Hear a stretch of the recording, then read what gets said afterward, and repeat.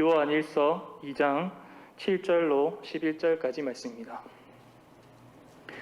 요한 1서 2장 7절에서 11절까지의 말씀입니다.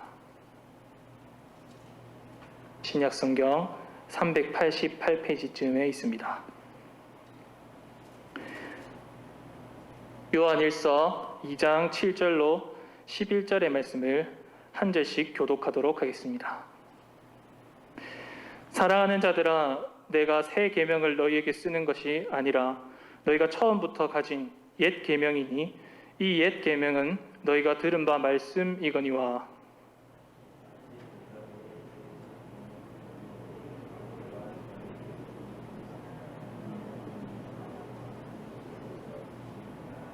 빛 가운데 있다 하면서 그 형제를 미워하는 자는 지금까지 어둠에 있는 자요.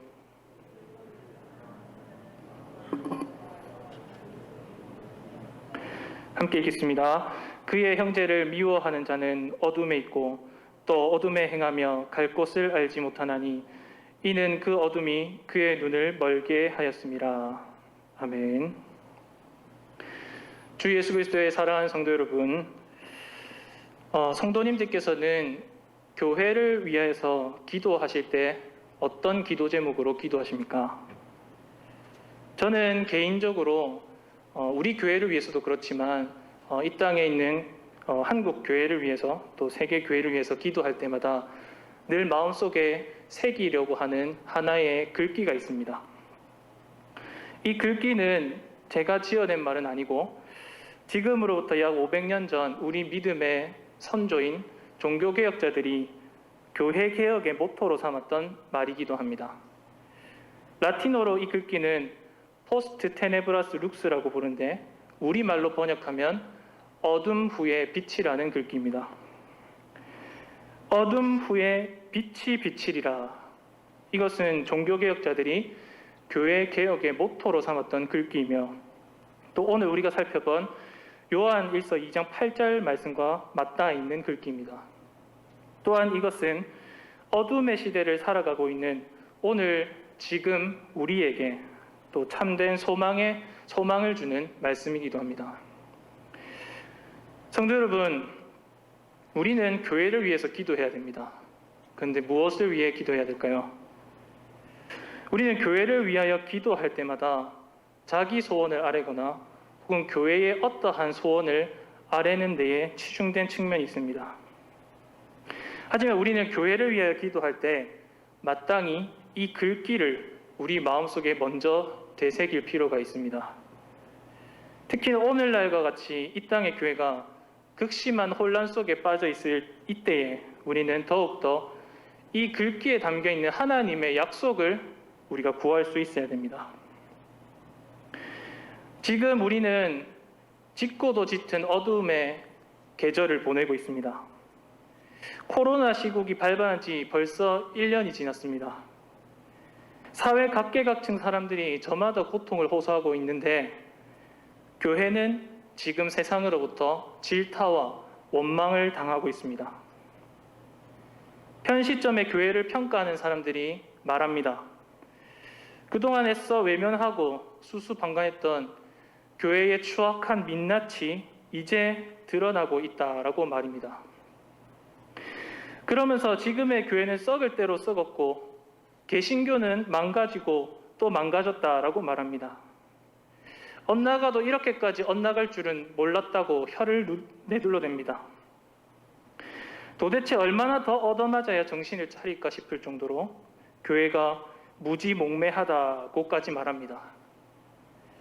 사회 각계각층 사람들이 평가합니다. 그리고 심지어 이제는 교회 안의 한 지체들까지도 교회를 향하여 질타합니다.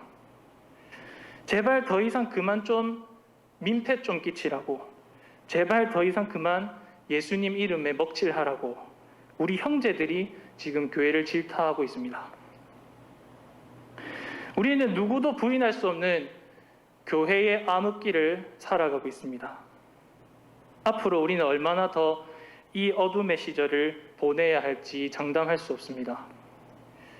코로나 시국이 종결된다 할지라도 앞으로 교회가 다시금 세상 앞에서 제 빛을 발휘할 수 있을지 의문스럽습니다. 이미 과격한 주장이 쏟아져 나오고 있습니다.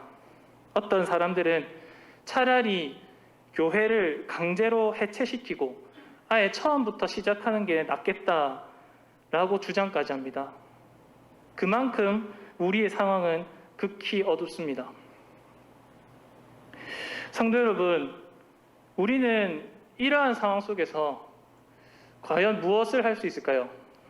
어떤 소망을 품을 수 있을까요? 흑암의 권세가 온통 교회를 집어삼키는 듯한 지금 이때에 우리가 할 수 있는 일이 무엇이 있을까요?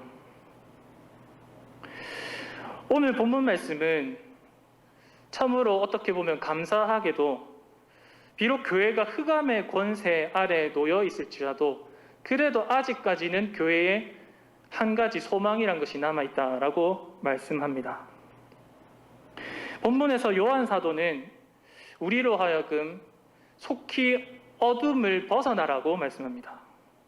그리고 어둠을 지나 참 빛의 자녀들로서 곧 하나님의 말씀, 계명으로 돌아오라고 권면합니다.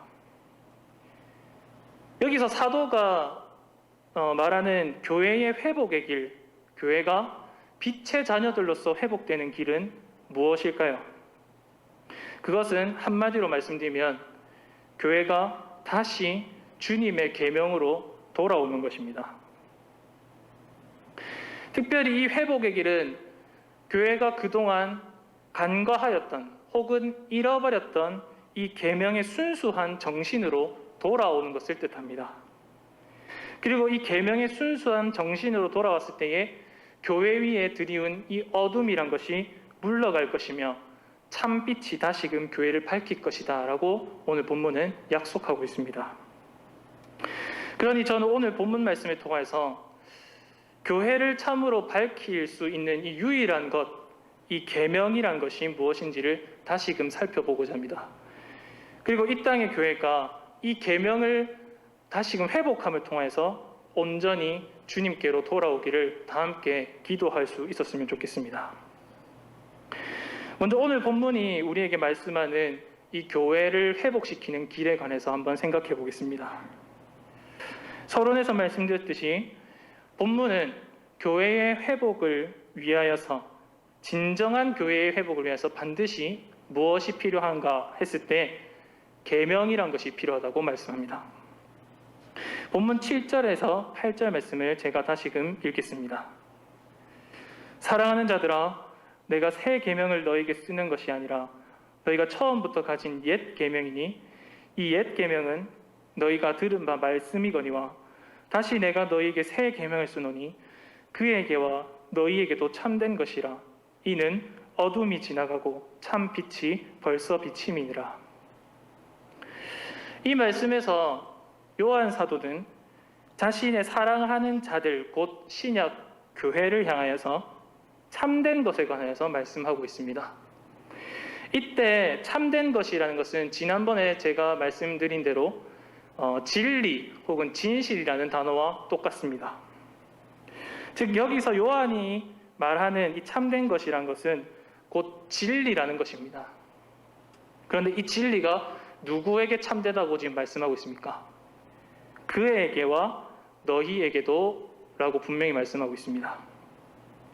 여기서 그에게와 너희에게도 라는 표현은 곧 쉽게 말씀드리면 예수님과 교회를 가리킵니다. 즉 예수님과 교회에게 있어서 모두 만족할 만한 어떤 참된 것이 있는데 이것은 교회도 그렇고 예수님께도 그렇고 이것은 정말 참된 진리로서 값지고 보배로운 것이다 라고 지금 말씀하는 것입니다. 예수님에게도 진리고 교회에게도 진리가 된다는 것은 오늘날 우리에게도 이것이 진리가 된다는 것입니다. 그렇다면 여기서 예수님 그리고 교회 그리고 우리 모두에게 있어서 이 진리라는 것은 무엇을 뜻하는 것일까요? 8절 말씀은 이것을 너무도 명시적으로 잘 드러내고 있습니다. 8절이 말하는 이 진리란 것은 무엇입니까? 그것은 곧 계명입니다. 다시 말씀드리면 그것은 곧 교회가 주님의 계명으로 돌아올 때 교회 위에 드리운 어둠이 물러가고 참 빛이 교회를 밝히 비춘다라는 것입니다. 이것이 지금 요한이 증언하는 참된 것, 곧 진리의 내용입니다. 진리라는 것은 빛이 어둠을 밝힌다는 것입니다. 그때 이 빛은 교회가 주님의 계명을 회복할 때야 비로소 비추인다라는 것을 지금 말씀하는 것입니다. 요한이 말하는 교회 회복의 길이란 이런 것입니다. 전혀 다른 길을 제시하지 않습니다. 계명, 오직 말씀, 우리 주님이 교회에게 주신 이 계명이 아니고서는 교회가 결코 온전한 회복을 할 수 없다. 이것이 요한이 말하고자 하는 진리의 말씀입니다. 그렇다면 여기서 우리는 또 다른 질문을 해볼 필요가 있습니다. 본문은 지금도 그렇지만 앞으로도 계속적으로 이 진리라는 것에 대해서 그리고 계명에 관하여서 계속 말씀할 것입니다. 근데 이때 본문이 뜻하는 이 계명이라는 것은 도대체 무엇을 의미하는 것일까? 또한 본문에서 요한 사도는 단지 그냥 계명이라고 말씀하지 않고 옛 계명과 새 계명을 나누어서 말하고 있습니다. 이때 요한이 말하는 옛 계명과 새 계명이란 도대체 무엇을 의미할까에 대해서 우리가 생각해 볼 필요가 있습니다. 이것은 조금 복잡한 문제가 될 수 있습니다. 하지만 반드시 정립해야 될 필요가 있는 말씀입니다. 도대체 옛 것은 무엇이고 새 것은 무엇인가? 그리고 옛 계명은 무엇이고 새 계명이란 무엇인가? 이것은 반드시 한번 짚고 넘어가야 될 문제입니다. 먼저 요한 1서가 말하는 계명이란 것이 무엇인지를 다시 한번 복습해 보겠습니다. 지난번 설교에서도 말씀드렸다시피 요한 1서가 말하는 계명이란 것은 결코 딱딱하고 형식적인 법조문을 뜻하지 않습니다. 오히려 이 계명이란 것은 아주 철저하게 인격적인 개념입니다. 조금 더 풀어서 말씀드리면 계명이란 것은 하나님과 우리가 맺은 언약 관계 속에서 그분이 우리에게 주신 인격적인 말씀을 뜻합니다. 예를 들어 생각해 보겠습니다. 흔히 사람들에게 계명이란 것은 어떤 방식으로 이해됩니까?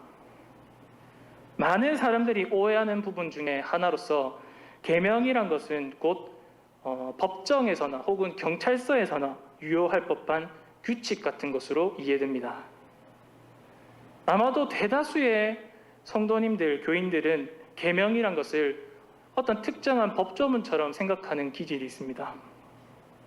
너는 A는 해도 돼. 하지만 B는 하면 안 돼. 만약 네가 B를 하면 너는 징계받아야 돼.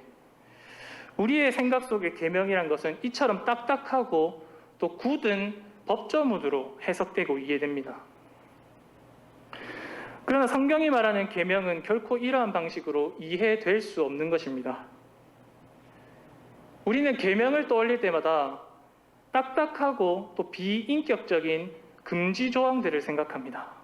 혹은 너무도 짊어지기 무거운 어떤 짐짝처럼 생각합니다.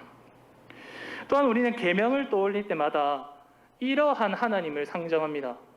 재판정에 앉아서 수시로 우리에게 칼을 들이미는 무서운 심판관 하나님, 바로 그분을 상정합니다.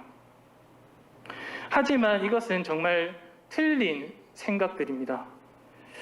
오히려 우리는 계명의 말씀을 떠올릴 때마다 당신의 자녀를 향하여 때로는 훈계하시고 때로는 권면하시고 때로는 위로하시는 인자한 아버지의 모습을 떠올릴 수 있어야 합니다.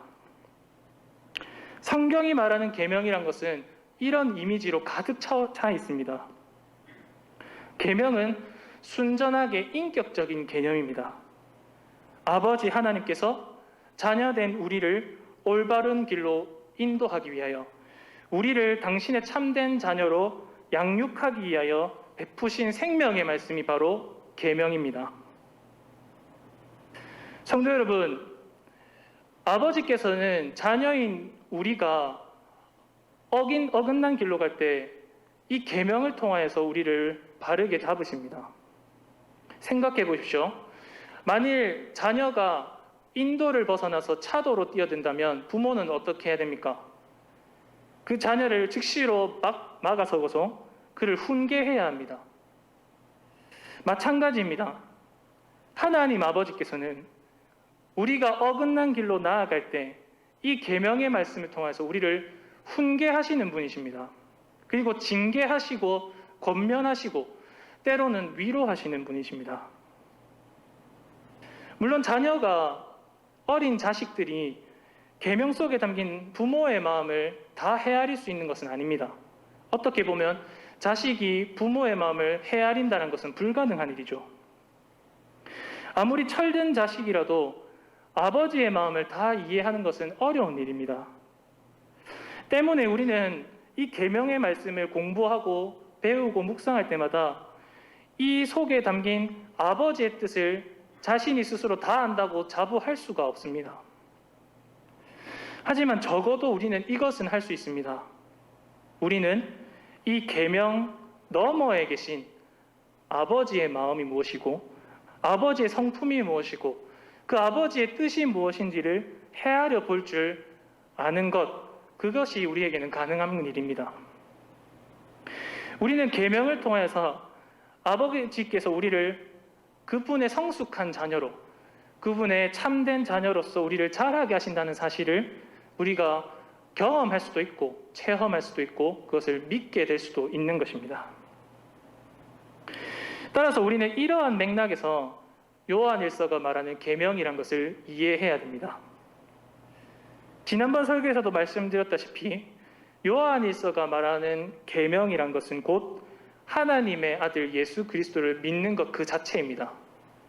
또한 그분을 믿기 때문에, 그분을 우리가 진심으로 사랑하기 때문에 그분이 우리에게 주신 계명대로 서로 사랑하는 것, 이것이 계명의 전부입니다.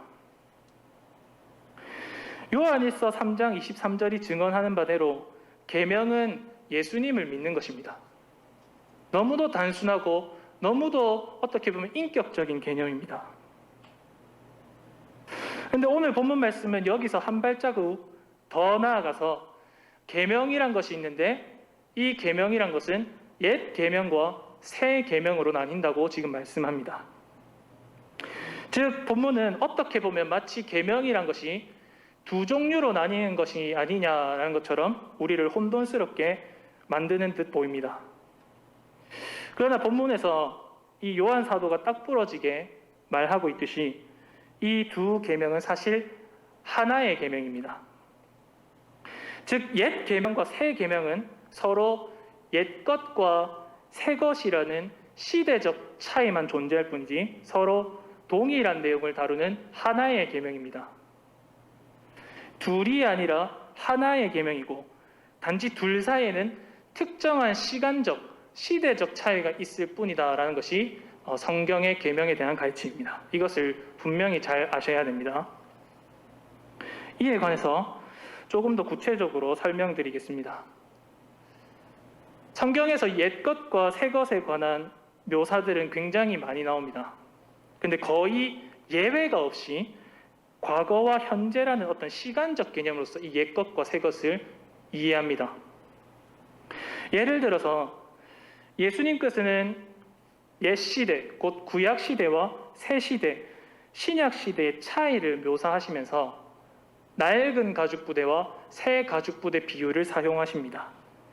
이 말씀이 마태복음 9장 17절 말씀이 있습니다. 제가 이 말씀을 읽겠습니다. 새 포도주를 낡은 가죽 부대에 넣지 아니하나니 그렇게 하면 부대가 터져 포도주도 쏟아지고 부대도 버리게 됨이라. 새 포도주는 새 부대에 넣어야 둘이 다 보존되느니라. 여기서 예수님은 낡은 가죽 부대에 새 포도주를 넣으면 이 가죽 부대가 터져버린다라고 말씀합니다. 따라서 새 포도주는 반드시 새 부대에 넣어야 된다라고 말씀하시죠. 이때 낡은 가죽 부대란 것이 있고 새 가죽 부대란 것이 있습니다. 이것은 성경이 가장 대표적으로 모티브로 삼는 옛것과 새것의 묘사입니다. 예수님께서 이 땅에 오시기 전은 옛 시대입니다. 우리는 이것을 구약 시대라고 말합니다. 이때 이 시대는 이 비유에서 낡은 가죽 부대가 상징하고 있습니다. 하지만 예수님께서 오심으로 말미암아 새로운 시대가 도래했습니다. 그것을 우리는 신약 시대라고 부릅니다. 그리고 이 신약 시대는 이 비유에서 새 가죽 부대가 상징하고 있습니다. 따라서 예수님께서 오심으로 시작된 이 새 시대는 마땅히 새 포도주가 어울리는 것입니다. 그래서 예수님은 이 새 부대에 새 포도주를 넣으라고 말씀을 하십니다. 근데 여기서 결코 오해하시면 안 될 것이 있습니다. 새 포도주가 새 부대에 담긴다고 해서 낡은 가죽 부대가 쓸모없어지는 것은 아닙니다. 낡은 가죽 부대는 새 포도주를 담지 못한다는 시대적 한계가 있는 것입니다. 이 한계라는 것을 정확하게 아셔야 됩니다. 내용적 한계가 아니라 시대적 한계라는 것입니다. 그러나 이러한 시대적 한계 때문에 낡은 가죽 부대가 그대로 무가치한 것처럼 버려질 수는 없는 것입니다. 낡은 가죽 부대는 새 부대가 오기까지 지금껏 똑같은 내용물인 포도주를 담고 왔습니다. 단지 시간이 지남에 따라서 시대가 변함에 따라서 그것이 낡아서 더 이상 새 포도주를 담을 수 없을 뿐입니다. 그러나 본질상 이 부대는 새 부대와 다른 것이 아닙니다. 낡은 가죽 부대는 옛적부터 동일한 내용물인 포도주를 담아냈고 이러한 역할과 이러한 도구로서 새 가죽 부대와 똑같은 것입니다. 이러한 맥락에서 우리는 요한일서가 말하는 이 옛 계명이란 것과 새 계명이란 것의 차이를 한번 생각해 봐야 됩니다. 옛 계명과 새 계명의 차이란 것은 시간적 그리고 시대적 차이에 불과합니다. 그리고 둘 사이에서는 어떠한 내용적 차이가 있지 않습니다. 옛 계명과 새 계명은 곧 예수님께서 이 땅에 오신 그때를 기점으로 해서 서로 옛 시대와 새 시대로 나뉘는 것뿐입니다. 요약하자면 이런 것입니다. 옛 계명이란 곧 예수님께서 이 땅에 오시기 전 구약 시대에 하나님께서 백성들에게 주신 계명의 말씀을 뜻합니다. 우리가 흔히 말하는 십계명, 모세율법, 그리고 시와 노래, 그리고 선지자들의 예언 등이 모두 여기에 포함됩니다. 반면에 새 계명이란 것은 곧 예수님께서 이 땅에 오신 이후 신약 교회에게 주신 계명의 말씀을 뜻합니다. 이것은 흔히 신약 성경 전체를 통틀어서 주님이 우리에게 주신 새 언약의 말씀, 곧 하나님 사랑, 이웃 사랑에 관한 말씀입니다. 그러나 이 둘 사이에는 어떠한 본질적인 차이도 없습니다. 예수님의 초림을 기점으로 시대적 차이가 있을지라도 둘 사이는 같은 내용을 담고 있기 때문에 하나의 계명으로서 나타납니다. 옛것과 새것으로 나뉜다고 해서 서로 내용이 변질되거나 오용되거나 달라지는 것은 전혀 아닙니다. 우리 교회 안에도 그렇습니다. 우리 교회 안에도 옛 세대가 있고 새로운 세대가 있습니다. 이전 세대가 있고 새로운 세대가 있고 어르신과 아이들이 있습니다. 그러나 우리는 어떻게 하나가 될 수 있습니까? 우리는 옛 세대와 새 세대로 나뉘지만 결국에는 동일한 신앙 고백과 동일한 계명의 말씀을 통하여서 우리는 결국 하나의 교회를 이루고 있는 것입니다. 따라서 오늘 본문이 말하는 계명이란 것도 결국에는 하나의 계명입니다. 그리고 이 계명은 구약과 신약 모든 시대를 초월하여서 주님께서 교회에게 보편적으로 주신 절대적인 말씀입니다. 구약의 성도건 신약의 성도건 이 계명의 말씀은 모든 교회에게 동일하게 적용되었고 이것은 곧 그리스도에게와 교회에게와 지금 우리에게 모두 참된 것으로 영원한 진리로서 주어진 것입니다. 성도 여러분, 옛 계명과 새 계명은 하나의 계명으로서 우리에게 주어졌다라는 말씀을 들었습니다. 이것은 시대를 초월하는 것이고 장소를 초월하는 것이고 인종을 초월하는 것이고 우리 각 사람의 개성과 성격과 성향과 그 모든 것을 다 초월하는 우리 모두에게 주어진 계명의 말씀입니다. 자, 그렇다면 이 하나의 계명의 말씀, 모든 인류, 모든 국가, 모든 민족이 공통적으로 받은 이 계명의 말씀이 담아내고 있는 이 계명의 순수한 정신은 무엇일까요? 대한민국 사람이건 미국 사람이건 일본 사람이건 중국 사람이건 이 계명의 말씀을 받았다면 우리는 동일하게 이 계명의 말씀을 따라야 합니다. 그렇다면 온 인류와 온 교회가 따라야 될 이 계명의 순수한 내용과 정신은 도대체 무엇일까요? 그것은 한마디로 말씀드리면 사랑입니다. 너무도 단순한 대답이고 너무나 뻔한 내용이지만 계명은 곧 사랑의 말씀입니다. 요한 사도는 이것에 관해서 너무 쉽게 대답을 줍니다.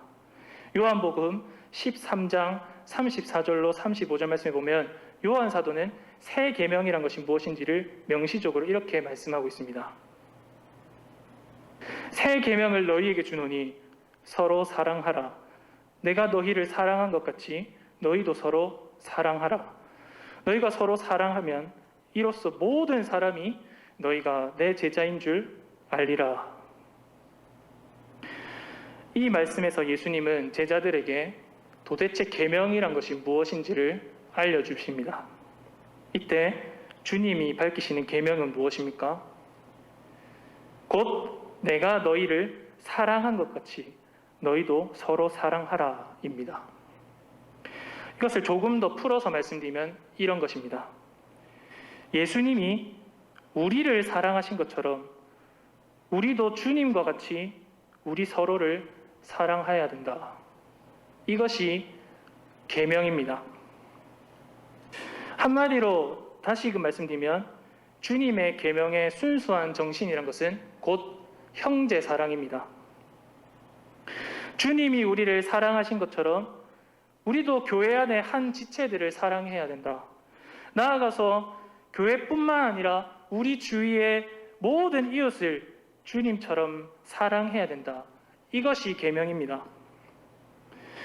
이것은 결코 복잡하고 학문적인 내용이 아닙니다. 추상적이고 신비적인 어떤 개념이 아닙니다.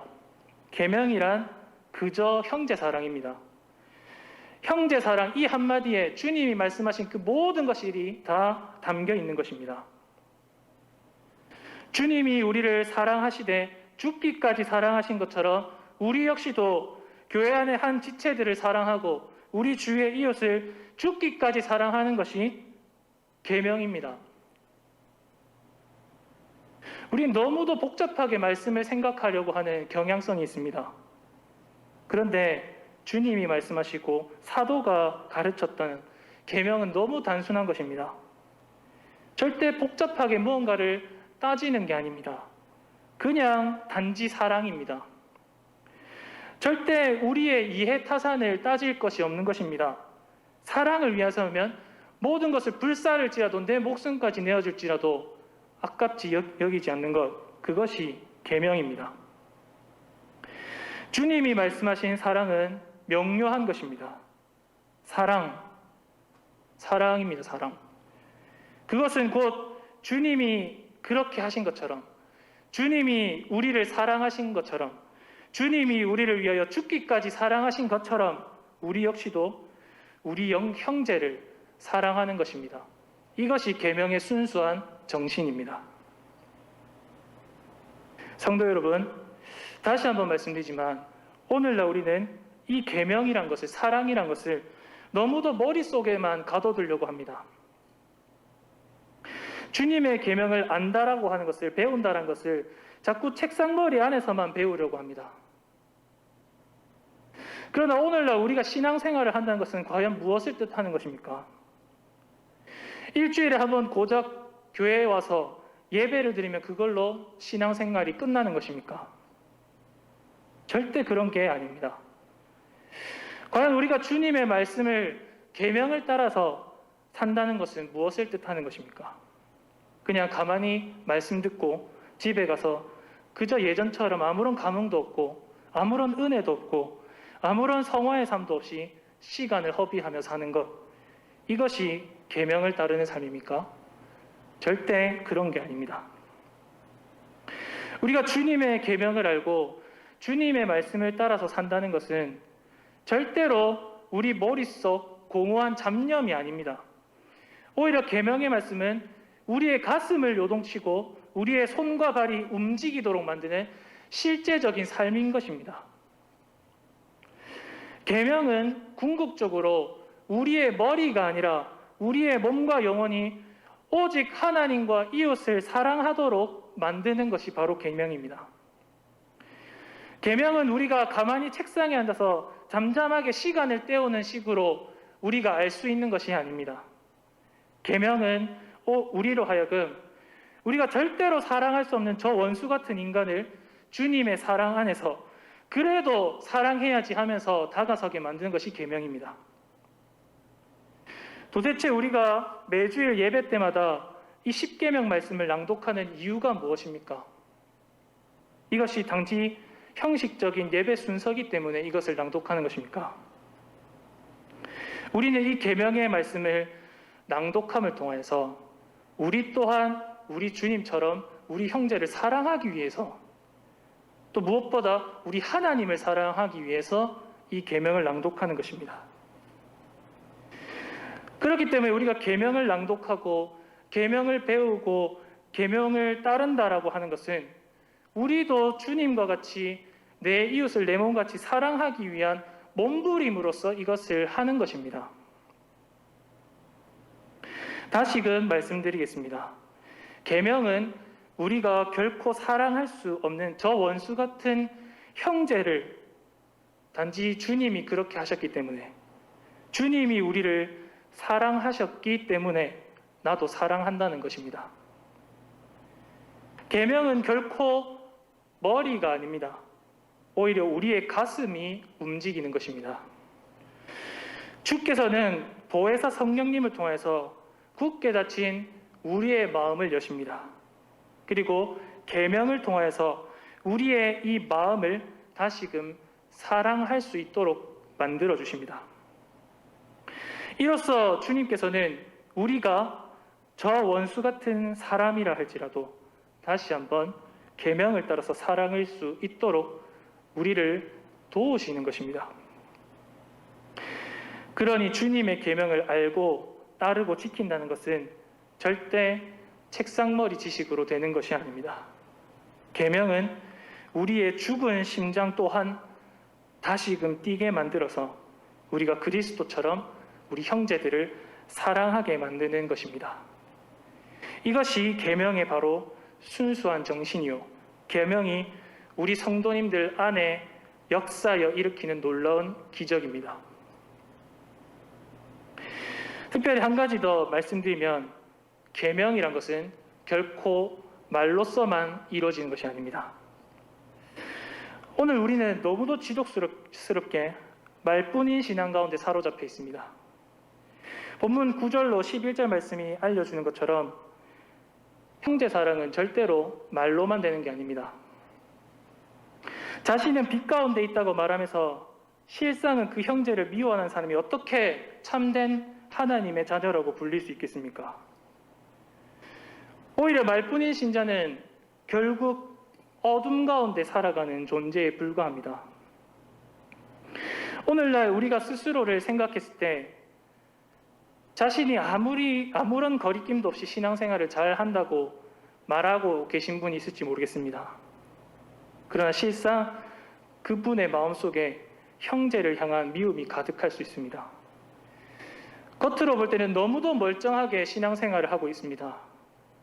그러나 돌이켜 그 내면을 들여다보면 지체들을 향한 시기와 질투가 가득한 분들이 있을 수 있습니다.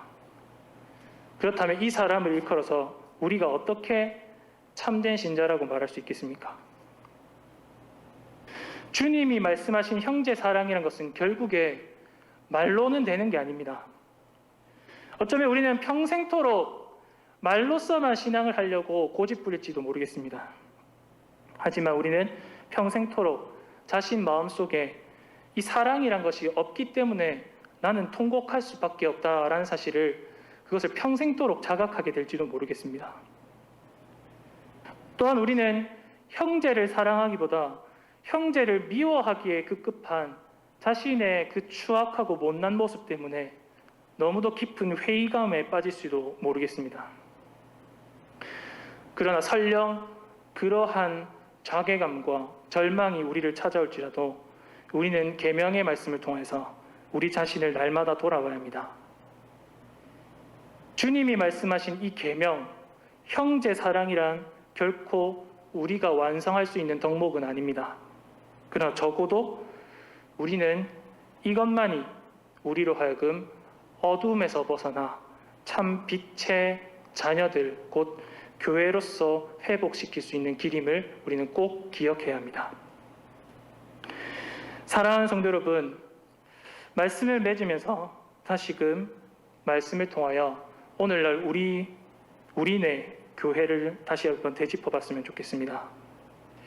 지금 교회는 누구도 부정할 수 없는 어둠의 시절을 보내고 있습니다. 언제쯤 이 어둠이 우리를 스쳐 지나갈지 아무도 알지 못합니다. 하지만 적어도 우리는 말씀을 통해서 이런 소망은 품었으면 좋겠습니다. 주님이 약속하신 대로 교회는 그동안 계명을 잃어버렸습니다. 아니, 더 정확하게 말씀드리면 계명의 겉모습은 있었지만 계명의 순수한 정신은 다 잃어버렸습니다. 그 계명의 순수한 정신이 무엇입니까? 바로 형제 사랑입니다. 코로나 바이러스로 인해서 그동안 숨겨졌던 교회의 추악한 민낯이 일부분 드러났습니다. 앞으로 얼마나 더 더러운 것들이 쏟아져 나올지 모르겠지만 적어도 우리는 이 형제 사랑이라는 계명의 정신을 한국교회가 잃어버렸구나라는 사실을 빨리 깨달아야 합니다. 여러모로 실망스럽고 또 좌절스럽기까지 합니다. 그러나 이토록 힘겨운 시절을 보내고 있는 우리가 꼭 잊지 말아야 할 소망이 있다면 그것은 바로 하나님께서 결코 교회를 포기하지 않으신다는 사실입니다.